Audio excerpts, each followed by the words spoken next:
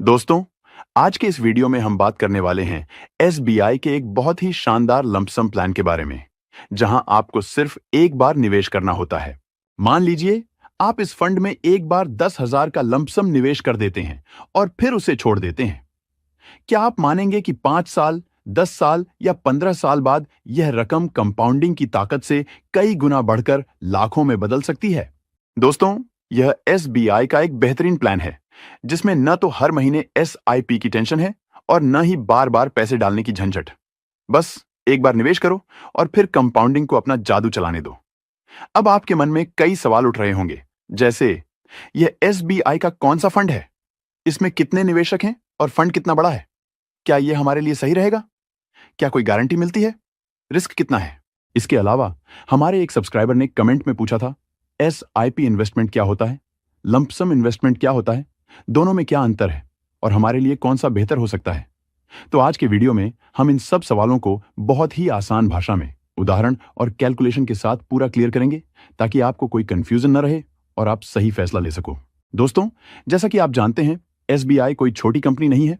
यह भारत की number 1 mutual fund company है, जो आज के समय में करीब 12,60,000 करोड़ से भी ज्यादा का एयूएम संभाल रही है। मतलब लाखों करोड़ों निवेशक एसबीआई के विभिन्न फंड्स में अपना पैसा लगा चुके हैं। और आज हम जिस फंड की बात कर रहे हैं, उसका नाम है SBI banking and financial services fund. अभी इस फंड का एयूएम लगभग 10,105 करोड़ रुपए के आसपास है, जो इसे फाइनेंस एसेट एलोकेशन कैटेगरी में एक मजबूत फंड बनाता है। तो दोस्तों, अगर आप लॉन्ग टर्म में अच्छी ग्रोथ चाहते हैं, तो यह वीडियो अंत तक जरूर देखें। लाइक, शेयर और सब्सक्राइब करना न भूलें और कमेंट में बताएं, आप लंपसम करना चाहेंगे या एसआईपी? चलिए शुरू करते हैं। दोस्तों, जैसा कि मैं इस फंड के एनआईवी की बात करूं, तो वह है 51 रुपये 62 पैसे। यह एक यूनिट की प्राइस को कहा जाता है। और दोस्तों, अगर मैं इस फंड के एक्सपेंस रेशियो की बात करूं, तो वह है 0.72% का। यह जितना कम होता है, उतना ही अच्छा माना जाता है। दोस्तों, अगर हम इसके एग्जिट लोड की बात करें, तो अगर 30 दिन के अंदर यूनिट रिडीम करें, तो ½ % का एग्जिट लोड लगता है। 30 दिन के बाद रिडीम करने पर कोई भी एग्जिट लोड नहीं देना होता। इसका जो फंड साइज है, वह है 10,105 करोड़ रुपए का। मतलब कि लाखों करोड़ों लोगों ने इस फंड में अपना पैसा इन्वेस्टमेंट किया हुआ है। और जैसा कि आप जानते हैं कि फंड जितना बड़ा होता है, उतना ही वह भरोसेमंद और ट्रस्टेबल भी कहलाता है।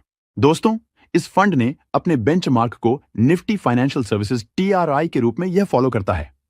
लेकिन ध्यान रहे दोस्तों, यह म्यूचुअल फंड रिस्कोमीटर के अकॉर्डिंग वेरी हाई रिस्क की कैटेगरी पर आता है।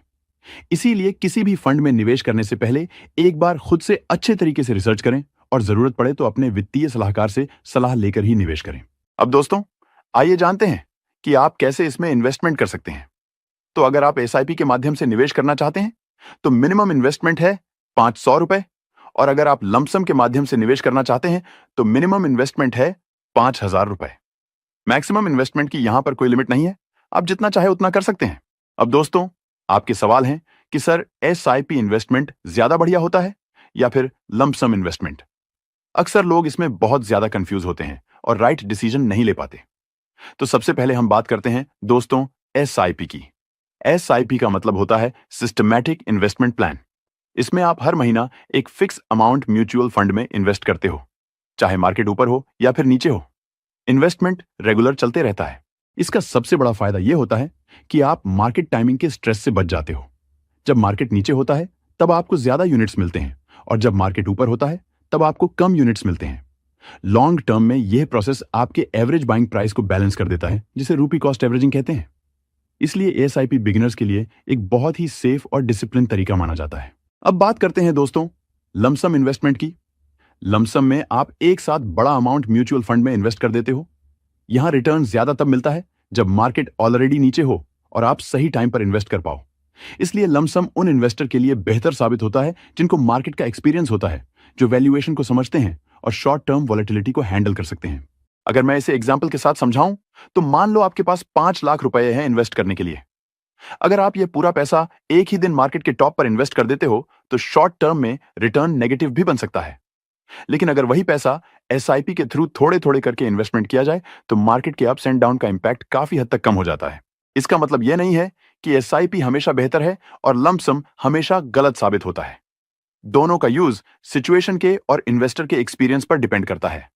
अगर आप रेगुलर इनकम कमा रहे हो और लॉन्ग टर्म वेल्थ बनाना चाहते हो तो एसआईपी आपके लिए एक बेहतर ऑप्शन हो सकता है। और अगर आपके पास एक साथ पैसा अवेलेबल पड़ा हुआ है, मार्केट की आपको अच्छी अंडरस्टैंडिंग है और आपके पास पेशेंस भी है, तो लंप सम इन्वेस्टमेंट आपके लिए बेहतर रिटर्न कमाकर दे सकता है।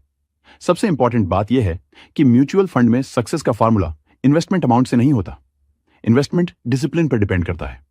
चाहे आप एसआईपी करते हो या फिर लंप सम करते हो, लॉन्ग टर्म में इन्वेस्टेड रहे तो सबसे बड़ा गेम चेंजर वही साबित हो सकता है। अब इन दोनों के दोस्तों रिटर्न के कैलकुलेशन को हम वीडियो के लास्ट में कवर करेंगे, तो वीडियो को लास्ट तक जरूर देखना। अब चलिए दोस्तों, बात करते हैं कि SBI banking and financial services fund direct growth ने अपना पैसा कहां कहां निवेश किया हुआ है। दोस्तों, इस फंड ने अपना पैसा मुख्य रूप से बैंकिंग और फाइनेंशियल सर्विसेज सेक्टर की कंपनियों के इक्विटी शेयर्स में निवेश किया हुआ है। मतलब ये एक सेक्टर स्पेसिफिक इक्विटी फंड है जो private bank, public sector bank, PSU banks, NBFC, insurance कंपनियां और अन्य फाइनेंशियल सर्विसेज कंपनियों में निवेश करता है। आइए कुछ टॉप होल्डिंग्स के नाम देखते हैं। लेटेस्ट उपलब्ध डेटा के अनुसार फरवरी 2026 तक इस फंड ने एचडीएफसी बैंक में करीब 12.39% पैसा लगाया है, कोटक महिंद्रा बैंक में करीब 8.58%, एक्सिस बैंक में करीब 7.34%, बजाज फिनसर्व में करीब 6.89%, स्टेट बैंक ऑफ इंडिया में करीब 6.54% पैसा लगाया है। कुल मिलाकर टॉप 10 होल्डिंग्स 63% के आसपास हैं और कुल 35 से 46 स्टॉक्स हैं। दोस्तों, फंड मुख्य रूप से banking and financial services sector पर फोकस करता है, जिसमें private bank, PSU bank, NBFC, insurance कंपनियों के शेयर्स का बैलेंस्ड मिक्स होता है। जैसे जैसे ये सेक्टर ग्रो करेंगे, भारत की इकोनॉमी के साथ credit growth, digital banking, insurance penetration बढ़ने से वैसे वैसे आपके निवेश की वैल्यू भी कंपाउंडिंग के साथ बढ़ती रहेगी। Banking and financial services funds में सेक्टर के मजबूत ग्रोथ पोटेंशियल की वजह से अच्छा रिटर्न की संभावना होती है, लेकिन याद रखें सेक्टर स्पेसिफिक रिस्क ज्यादा है। इसलिए लॉन्ग टर्म मतलब 5 से 7 साल या ज्यादा में ही निवेश करना बेहतर है। दोस्तों, अगर हम इसके होल्डिंग एनालिसिस को देखें तो इक्विटी पर लगभग 97%, डेट पर बहुत कम 0.5%, कैश और कैश इक्विवेलेंट पर 3.12% के आसपास है। अब दोस्तों चलिए हम जानते हैं कि इस फंड ने अपने पास्ट में कैसा परफॉर्मेंस किया हुआ है। तो दोस्तों, यहां पर हम इस फंड के लमसम इन्वेस्टमेंट के रिटर्न को देखेंगे और इसके हम रोलिंग रिटर्न्स को देखेंगे।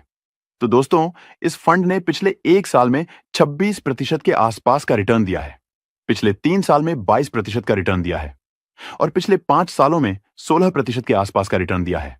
पिछले 10 सालों में 18% रिटर्न रहा है और सिंस इंसेप्शन मतलब 2013 से इस फंड ने 19% तक का रिटर्न अपने इन्वेस्टरों को दिया है।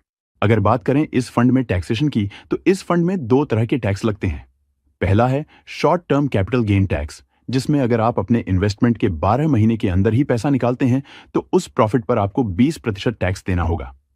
दूसरा है long term capital gain tax, जिसमें अगर आप इन्वेस्टमेंट के 12 महीने बाद पैसा निकालते हैं और आपका एक फाइनेंशियल ईयर में प्रॉफिट 1.25 लाख रुपए से ज्यादा होता है तो 1.25 लाख रुपए तक का प्रॉफिट टैक्स फ्री रहेगा और उसके ऊपर वाले प्रॉफिट पर आपको 12.5% टैक्स देना होगा। सेक्टर वाइज फाइनेंशियल देखें तो बैंकिंग में 74%, इंश्योरेंस में 12%, सर्विसेज में 7% है। तो चलिए दोस्तों, चलते हैं अब कैलकुलेटर पर और आपको कैलकुलेट करके बताते हैं। लमसम का भी कैलकुलेशन करके बताएंगे और एसआईपी का भी कैलकुलेशन करके बताएंगे। दोनों को अलग अलग करके समझाएंगे कि कितने टाइम ने और कितना अमाउंट इन्वेस्ट कर कितना फंड बन सकता है। तो अगर इस फंड ने आने वाले समय में एक्सपेक्टेड रिटर्न्स 18% का ही रिटर्न दिया तो आप भविष्य में कितने रुपए तक का फंड तैयार कर सकते हैं, और एसआईपी और लमसम दोनों के रिटर्न्स में क्या डिफरेंस है वो भी आप यहां पर कंपेयर करके देख पाएंगे। तो सबसे पहले हम बात करते हैं दोस्तों एसआईपी के रिटर्न्स की। तो अगर आप सिर्फ 1000 रुपए की मंथली एसआईपी 5 सालों तक करते हैं तो आपका एक्सपेक्टेड रिटर्न्स होगा लगभग 34,009 रुपए तक का और आपके लगभग फाइनल पैसे की वैल्यू होगी 94,009 रुपए तक की। अगर आप 1000 रुपए की एसआईपी को अगले 10 साल तक करते हैं तो दोस्तों आपका एक्सपेक्टेड रिटर्न्स होगा 1,89,080 रुपए तक का और आपके लगभग फाइनल पैसे की वैल्यू हो सकती है 3,09,080 रुपए तक की। अगर आपने 15 साल तक 1000 रुपए की एसआईपी की तो आपका एक्सपेक्टेड रिटर्न्स होगा 6,21,110 रुपए तक का और आपके लगभग फाइनल पैसे की वैल्यू हो सकती है 8,01,110 रुपए तक की। अगर आपने इसी को 20 साल तक करते रहे तो आपका एक्सपेक्टेड रिटर्न्स होगा दोस्तों 16,86,754 रुपए तक का, और आपके लगभग फाइनल पैसे की वैल्यू हो सकती है 19,26,754 रुपए तक का। अगर आपने दोस्तों 1,000 की एसआईपी को 30 साल तक कंटिन्यू रखा लंबे समय तक, तो आपका एक्सपेक्टेड रिटर्न्स होगा 1,33,395 रुपए, और आपके लगभग फाइनल पैसे की वैल्यू हो सकती है 1,03,93,395 रुपए तक की।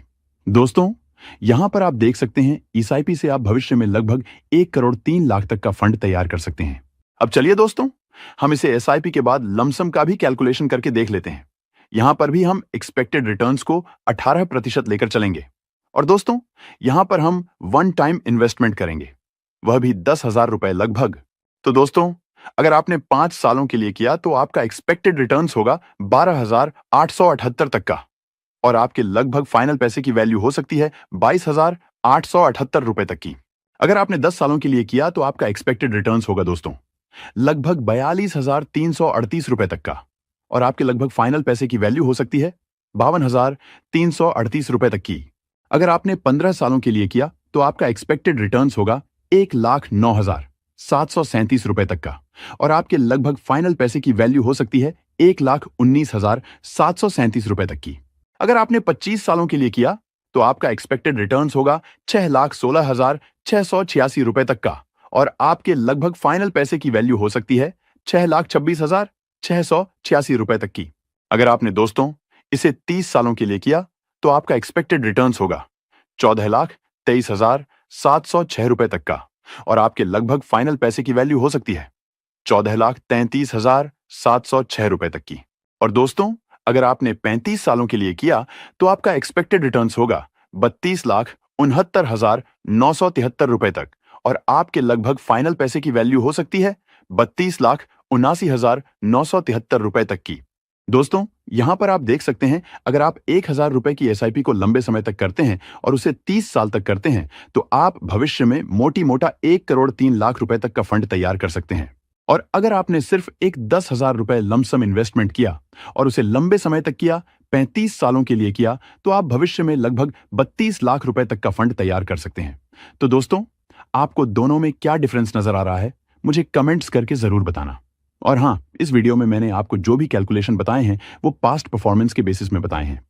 फ्यूचर में ये जो रिटर्न्स है वो कम भी हो सकते हैं और ज्यादा भी हो सकते हैं, इसकी यहां पर कोई गारंटी नहीं है। दोस्तों, यह वीडियो सिर्फ एजुकेशन पर्पस के लिए है। इस वीडियो में बताए गए रिटर्न्स अनुमानित हैं या कोई फिक्स रिटर्न नहीं है। म्यूचुअल फंड निवेश बाजार जोखिमों के अधीन है। रिटर्न की कोई गारंटी नहीं है। निवेश करने से पहले कृपया अपने वित्तीय सलाहकार से सलाह लें, तब जाकर ही किसी भी म्यूचुअल फंड में निवेश करें।